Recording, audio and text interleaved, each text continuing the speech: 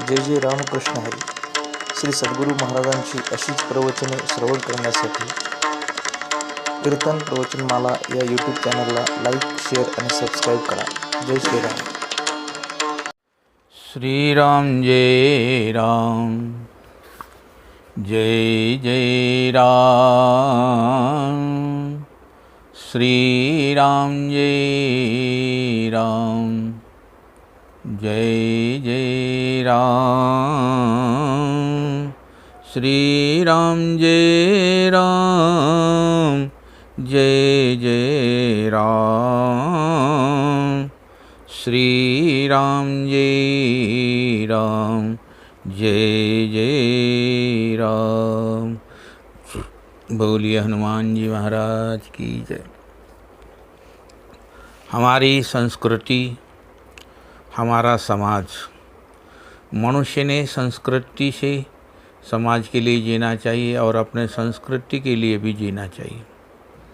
महान राष्ट्र की दिव्यता को स्वार्थवाद, धन, लोलुपता तथा सत्ता की लिप्सा भीतर ही भीतर खोखली करती जा रही है. अतएव अपनी गौरवशाली धार्मिक आस्थाओं, परंपराओं तथा दिव्य संस्कृति के प्रति लोगों को जागरूक करने का प्रयास किया जाए. जनमानस को राष्ट्र रक्षा, धर्म रक्षा और गौ रक्षा के लिए जागृत किया जाए. आवश्यकता है बच्चों को भारतीय संस्कारों से पोषित करने की. आजकल बच्चों को हमारे संस्कार नहीं मिल पा रहे हैं. उनको अच्छे संस्कारों की ज़रूरत है. उनमें नचिकेता, ध्रुव, प्रहलाद, वीर हकीकत राय, वीर सावरकर, फतेह सिंह तथा जोरावर सिंह की भांति ईश्वर, धर्म व राष्ट्र के प्रति दृढ़ विश्वास, समर्पण और बलिदान की भावना जागृत करने की है. भारतीय संस्कृति में शिक्षा केवल आजीविका कमाने का साधन न होकर जीवन के चहुमुखी विकास का माध्यम है. बहुत से लोग बाहर घर बार छोड़कर बाहर संस्थाओं में सेवा करने जाते हैं और बहुत बड़ा भाव दिखा देते हैं, ऐसे करते हैं हम, वैसे करते हैं. लेकिन घर पर जो उनके बुजुर्ग है, बूढ़े माता पिता, उनका निरादर करते लोग. ऐसे कृत्य से, ऐसे कर्म से समाज में तो गौरव बना लोगे, लेकिन परमात्मा के दृष्टि में नहीं बना पाओगे. कि परमात्मा के दृष्टि से अगर देखा जाए तो सेवा ही आपको करनी है, तो अपने घर से शुरुआत करनी चाहिए.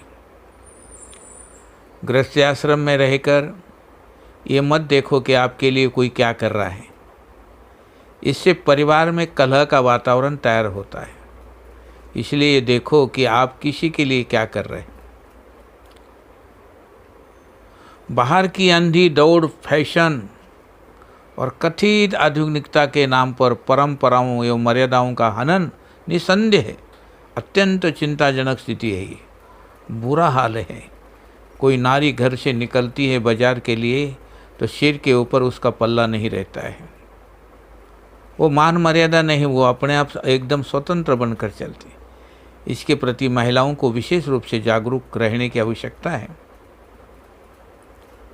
पारस्परिक प्रेम, सद्भावना तथा भारतीय सांस्कृतिक परंपराओं के आदर हेतु हमारे महापुरुषों ने परिवार में एक समय भजन और भोजन का अति प्रेरणादायक सूत्र प्रदान किया है. एक साथ बैठकर भजन करो, एक साथ बैठकर भोजन करो. जिस परिवार में एक साथ बैठकर भोजन किया जाता है, उस परिवार के विचार आपस में बहुत कुछ मिल जाते हैं. जहाँ सुमति ताहा संपत्ति नाना, जहाँ कुमति तहाँ विपत्ति निधाना. अच्छी पुस्तकों का अध्ययन करें. जहाँ सुमति तहाँ संपत्ति नाना. जहाँ जिस घर में सबके एक मत है, उस घर में संपत्ति नाना प्रकार की रहेगी. लेकिन जहाँ कुमति आती है तो नाना प्रकार की संपत्ति का भी नाश होगा, विपत्ति आएगी, दुख आएगा, बीमारी आएगी, संकट आएगी. इसलिए जहाँ सुमति तहाँ संपत्ति नाना. अच्छे आपस में परिवार में सुमति बना के रखनी चाहिए. अच्छी पुस्तकों का अध्ययन करके समय का सदुपयोग करें. बुरी पुस्तकों को पढ़ना जहर पीने के समान होता है। साधु संतों को क्रोध नहीं आता, वो आपको ज़ोर ज़ोर से आवाज़ देकर इसलिए समझाना चाहते अपनी बुरी आदत को त्याग दो और सही मार्ग पर चलो। ये जीवन ये सुधारने का मार्ग है। अगर कोई गुरु का आश्रम है तो वो जीवन सुधारने का एक रास्ता है, एक वो जगह है। अगर यही नहीं आप सुधरोगे तो और कहाँ सुधरोगे? सोचो, पैसा जीवन के लिए है या जीवन पैसे के लिए है? दहेज मांगना तो साक्षात जगत माता का अपमान करना है। मानव जीवन अनमोल है मेरे भाई। सैद्धांतिक रूप से अगर इस बात से सब परिचित है, लेकिन जब हम गंभीरतापूर्वक इसका मूल्य जान लेंगे, बड़े भाग मानस तनु पावा, सुर दुर्लभ सब ग्रंथ निगावा। सुर देवताओं को दुर्लभ है ये मनुष्य शरीर, ये ग्रंथों ने वेदों ने गाया है। इसको महत्व देंगे आपने देंगे तो कौन देंगे? इसका सदुपयोग आप नहीं करोगे तो कौन करेंगे? कैसे इसका सदुपयोग किया जाए उसके ऊपर ध्यान देना चाहिए। ये जीवन ये शरीर दोबारा नहीं मिलने वाला। जीवन से सब कुछ मिल सकता है, लेकिन सब कुछ देकर भी जीवन नहीं पाया जा सकता। इसका यथार्थ लाभ सत्संग। बिनु सत्संग विवेक न होई, राम कृपा बिनु सुलभ न सोई। सब इसका यथार्थ लाभ सत्संग है और सेवा तथा सुमरन है। सेवा करो। सेवा के बिना तो प्रसिद्ध है वेद पुराणों में कि सेवा करना किसी की आसान बात नहीं, बहुत कठिन है। मानव शरीर धर्म के तत्व साधन का प्रथम आधार है, लेकिन इस यथार्थ का दृष्टि से ओझल न करो। शरीर क्षण भंगुर भी है। मीठी और नम्र वाणी ही जीवन का गौरव है। हमेशा प्रिय मधुर वाणी बोले, अन्यथा मौन रहे। हृदय में प्रेम रखे, शब्द स्वतः प्रेम पूरित निकलेंगे। माँ बाप अगर बच्चे के ऊपर चिल्लाते हैं तो उसके कल्याण के लिए चिल्लाते, उसके वो दुश्मन नहीं होते। जीवन की परिभाषा दुख और चिंता नहीं है, ये अहंकार नहीं, आनंद है। ये तनाव नहीं, ये शुद्ध भाव है। इसके लिए जीवन को सहजता से जिए। ऐसा प्रयास करें कि जीवन आपके ऊपर बोझ ना बने। ये तभी होगा जब संसार में व्यवहार तो हो, लेकिन संसार की वस्तुओं पर अधिकार ना हो। जीवन संघर्ष से ना तो उकताओ और ना ही शोक करो ज़्यादा। उसे संपुटित कर दो प्रभु से, प्रभु के नाम से। संघर्ष में विजय निश्चित होगी तुम्हारी। मानव जीवन को गति प्रदान करने वाले ईश्वर की ही सत्ता है और कोई नहीं। बचपन मानव जीवन की बुनियाद होती है, नींव होती है। मकान बनाने से पहले ज़मीन में जो बुनियाद होती है वो बचपन होता है। अगर बुनियाद अच्छी हो तो इमारत भी बुलंद होगी।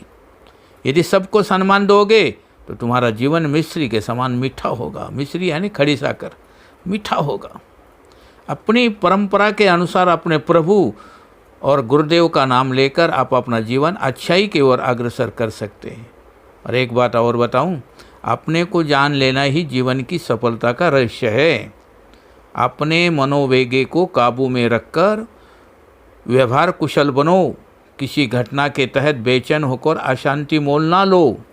यथासंभव क्रोध रूपी राक्षस से बचो। प्रत्येक बात पर उत्तेजित होना भी अच्छी बात नहीं। जीवन में अपनी कमियां और दूसरों के गुण देखने का प्रयास करो। संयमहीन जीवन बिना मल्लाह की नौका की तरह है। इसलिए आखिरी बात सुनाओ, मृत्यु जीवन का अटल सत्य है, इसलिए हर क्षण उसे याद रखो। श्री राम जय राम, जय जय राम। श्री राम जय राम, जय जय राम। श्री राम जय राम, जय जय राम।